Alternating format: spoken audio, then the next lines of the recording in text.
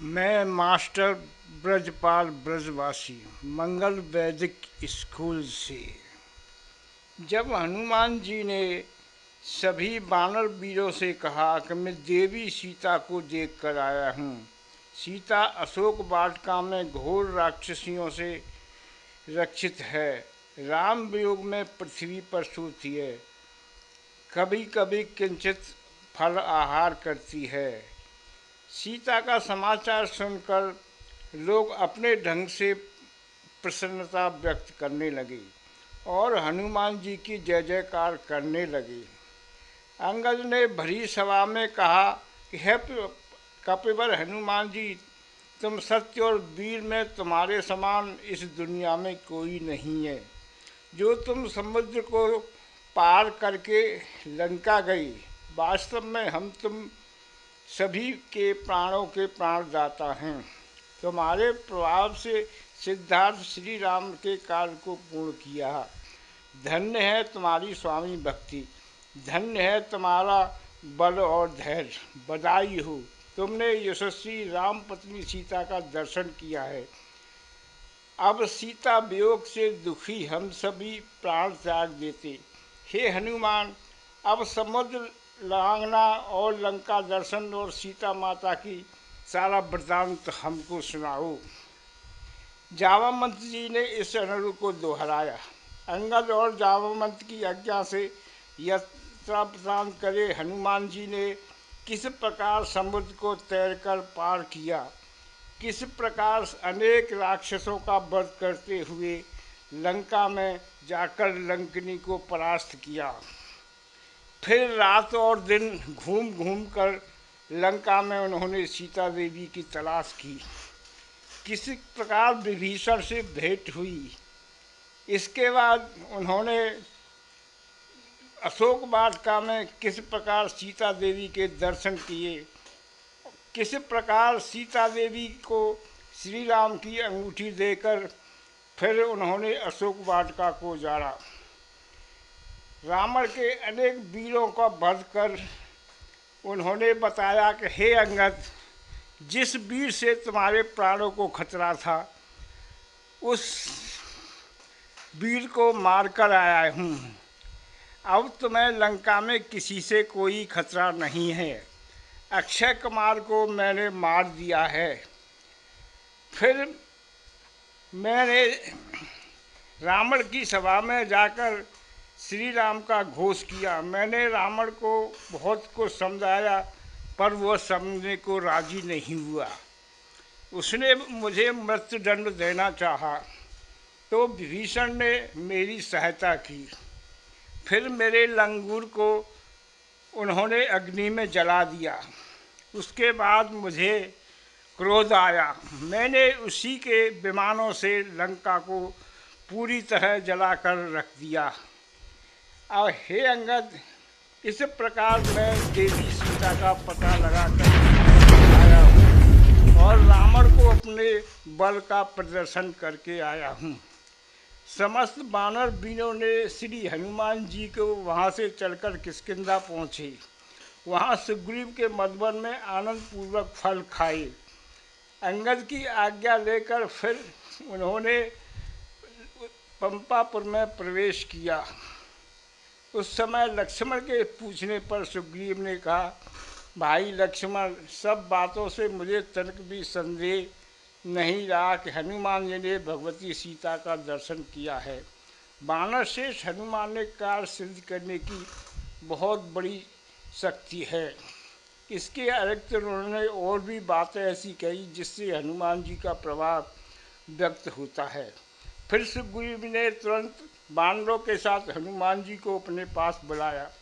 देवी सीता का सकुशल समाचार सुनकर बहुत प्रसन्न हुए। सबने मिलकर श्री राम के पास आए। उस समय श्री राम को उन्होंने सीता का संदेश सुनाया तो श्री राम बहुत खुशी हुई। फिर हनुमान जी ने श्री राम के चरणों में प्रणाम कर कहा, मैं सीता देवी को आश्वासन देकर आया हूँ कि वो पतिव्रत का नियम पालन करती हुई शरीर से अति दुर्लभ हो रही है। उन्होंने जब श्री राम का संदेश सुना तो उन्हें बहुत आनंद हुआ।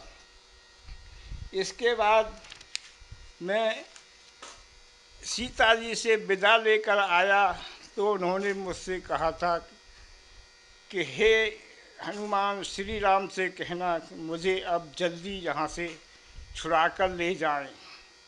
मैंने उनसे कहा कि हे देवी सीता, मैं आपको अपने साथ ले चलूं। तब देवी सीता ने कहा था कि मैं किसी भी पुरुष के साथ नहीं जा सकती जिससे श्री राम का अपमान होगा। जिस दिन मुझे श्री राम आएंगे और राक्षसों का वध करके मुझे प्रेम पूर्वक ले जाएंगे तभी मैं जा सकती हूँ। मैंने सीता देवी को अनेक तरह से समझाया है। इसलिए हे श्री राम जी, अब आपको अतिशीघ्र ही लंका के लिए सेना की तैयारी शुरू कर देनी चाहिए। इसके बाद श्री राम ने कहा कि हे सुग्रीव, अब श्री राम के कार्य को पूर्ण करने के लिए जल्दी से जल्दी सेना को संगठित करना चाहिए। फिर हनुमान जी ने देवी सीता की दी हुई चूड़ामणि श्री राम को दी, जिसे पाकर श्री राम जी ने सीता देवी को जानकर अति दुखी हुए। राम के हनुमान ने कहा, महाराज चलते समय मुझे सीता ने अपने दुख को सुनाया था, इसलिए उन्होंने मुझसे कहा था कि अपने श्री राम से कहना कि मुझे जल्दी आज़ाद कराएं। इसके बाद हनुमान जी बड़े प्रसन्न हुए। उन्होंने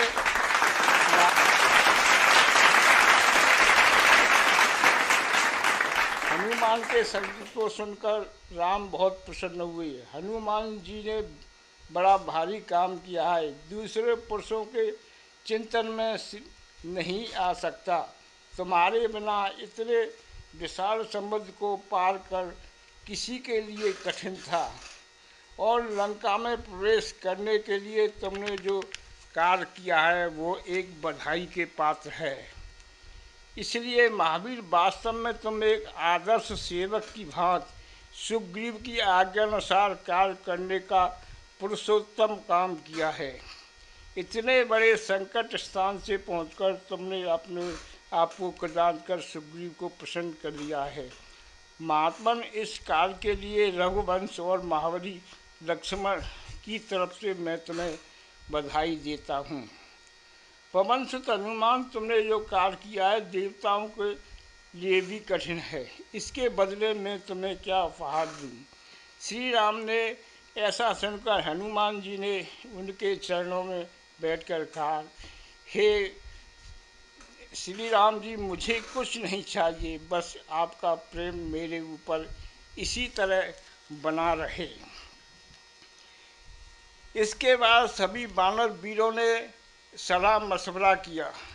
उन्होंने कहा कि देवी सीता हमारे पंपापुर के पास से अपहरण हुई है, इसलिए हमारा कर्तव्य है सभी हमको एक होकर के लंका की तरफ चल देना चाहिए, क्योंकि हमारी जिम्मेवारी है। हम श्री राम से नहीं कहेंगे कि वो अपनी सेना अयोध्या से मंगाएं। ये हमारा फर्ज है कि हम महाराज सुग्रीव की सेना सहित सभी चलें, और जो पंचवटी से सीता का अपहरण हुआ है उसके बदले में हम सभी देवी सीता को सुरक्षित लौटा कर लाएंगे। हे राम, साधारण पुरुषों की बात आप क्यों चिंतित हैं? सब संताप को कौन स्थान है?